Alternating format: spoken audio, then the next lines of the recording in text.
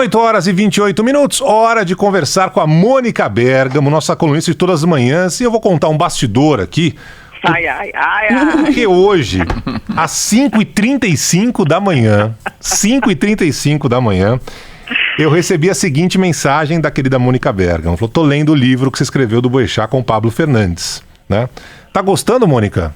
Tô gostando e ainda vou fazer matéria. Não vamos me furar, né? Não vamos furar nada. Nenhuma história aqui. Não vou furar ninguém, não. Eu vou confessar, Mônica, quem tiver aqui na nossa live, no Twitter, no Facebook, no YouTube, porque eu tenho um livro do Boechat que eu escrevi com o Pablo Fernandes. Eu sou Ricardo Boechat, lançamento nacional do próxima segunda-feira, dia 9, mas eu só tenho a capa do livro.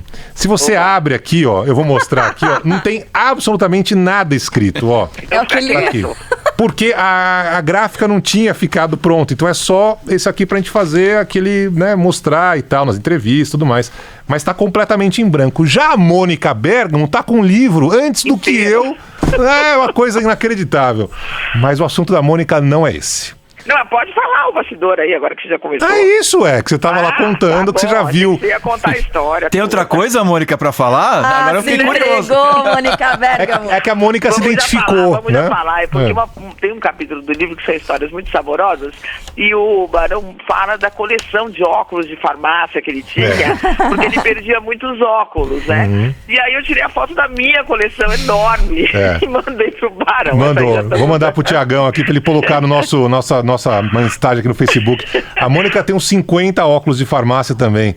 Mas é incrível, realmente é um submundo dos óculos perdidos. Eu não sei por que a gente... Barão, por que a gente perde tanto óculos? Ah, não sei, eu não perco não. O meu não sai da minha cara, que só tem esse aqui. Você, o Boechat, tem 5 mil, poxa. Tira, porque é questão de ver de perto. Então você tem que tirar ele pra ver de longe. E aí, sei lá, deixa qualquer... Eu não sei o que acontece. É psicológico. Mas são muitas histórias e algumas engraçadas, outras emocionantes. Você encontra no livro. Eu sou Ricardo Boechat, que terá lançamento na próxima segunda-feira. Eu Mônica, sonhei com ele, Barão, outro dia, rapidinho aqui. Você fez o quê? Que eu sonhei com ele, juro, eu também sonhei muito. Que a gente estava aqui falando e que ele chegou e falou, não enrola, Mônica, não enrola, fala. Ô, Mônica, se eu te falar que eu sonho com ele uma vez por semana, pelo menos. Claro, né? Muito intensa a relação. E normalmente ele chega assim falando, preguei uma peça em vocês, estou por aqui, é sempre muito doloroso, mas enfim. Vamos lá. A Mônica fala hoje sobre essa tragédia de Paraisópolis, novas investigações, a ouvidoria também já entrou no caso. Conta pra gente, Mônica. Pois é, Barão, a ouvidoria das polícias de São Paulo, que já está no caso de Paraisópolis, ela vai averiguar, Barão, novas denúncias de uso desproporcional da força policial em operações para dispersar pancadões. Dessa vez na favela de Heliópolis, né, uma outra grande comunidade de São Paulo, e que teria uma operação que teria ocorrido no mesmo dia da que ocorreu na favela de Paraisópolis. Hoje, cedo, um pouquinho depois das 5 da manhã, eu troquei o WhatsApp com o ouvidor que me falou sobre essa nova averiguação e essa nova notícia que surgiu, né? A ouvidoria, quer dizer, nesse caso de Heliópolis, jovens teriam sido espancados, teria 2 feridos, e os moradores lá começam a divulgar as coisas e a dizer que também lá houve uma operação em que o uso da força foi usado, da força policial, foi feito de forma desproporcional. A ouvidoria, Barão, ela já investiga, inclusive, outros 2 casos, né? Um que ocorreu em Guarulhos em novembro de 2018, do ano passado, em que 3 jovens morreram pisoteados também, Barão, depois de uma intervenção da PM que causou correria. Quer dizer, uma tragédia que foi noticiada na época, mas sem essa intensidade dessa tragédia de agora, de Paraisópolis, né, em que 9 pessoas morreram, mas uma tragédia, quer dizer, o número não importa, né, Barão? Uma tragédia de igual dimensão, quer dizer, inexplicável, que você não consiga fazer uma operação de dispersão controlada, com uso limitado da força, que apenas disperse, né, o baile e que não cause correria e muito menos mortes, né? E até agora esse caso está sem solução. O outro é o caso da jovem, né, de 16 anos, que levou um tiro de borracha no olho, perdeu a visão na dispersão de uma de um pancadão na zona leste de São Paulo. Então a gente vê que esse caso de Paraisópolis não é um caso isolado, apesar de ser um caso que tomou proporções dramáticas, trágicas.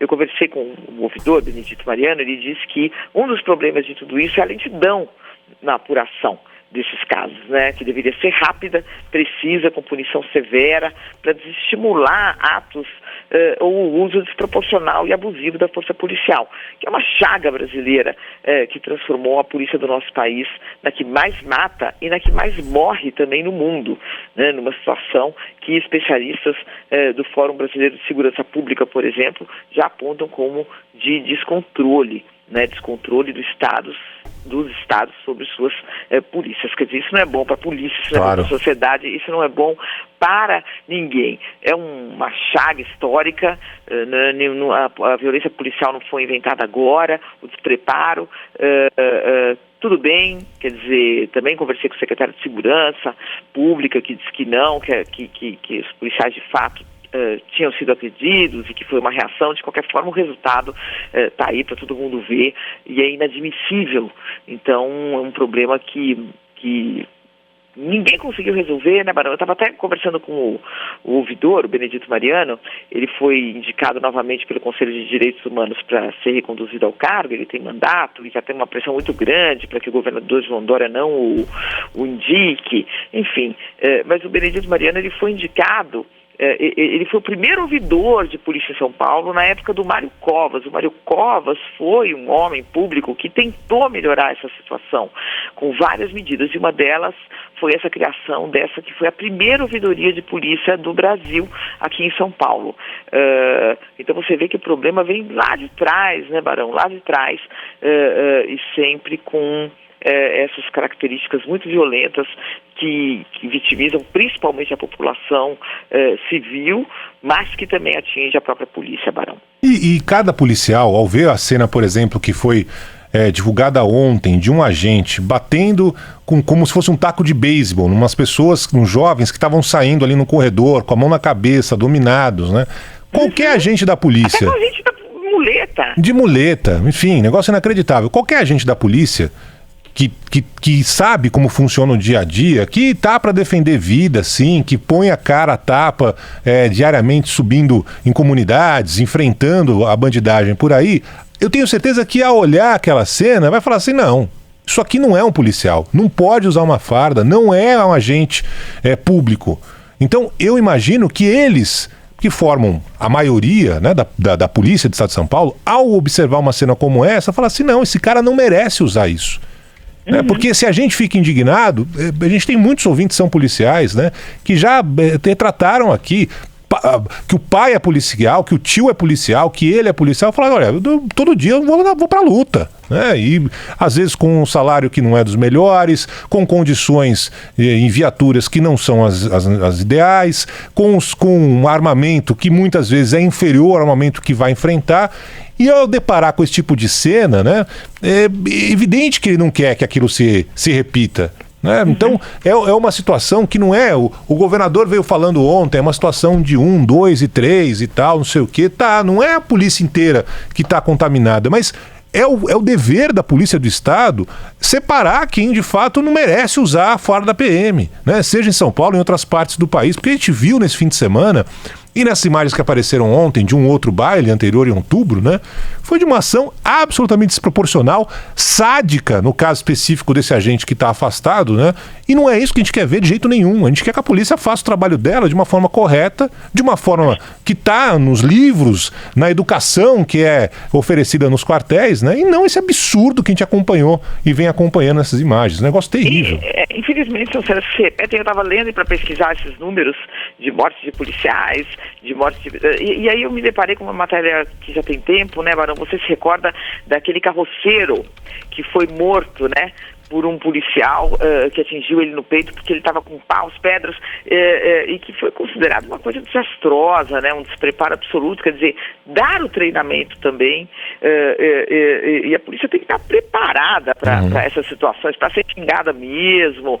Quer dizer, ela não tem que reagir com o uso porque ela tem a força na mão. Ela foi treinada, né, fardada, a sociedade brasileira deu uma arma na mão dela e ela tem que saber usar essa força sem fazer vítimas inocentes. Mônica Bergamo, nossa colunista todas as manhãs, volta amanhã nesse mesmo horário. Um grande beijo, Mônica. Até amanhã, hein? Até amanhã.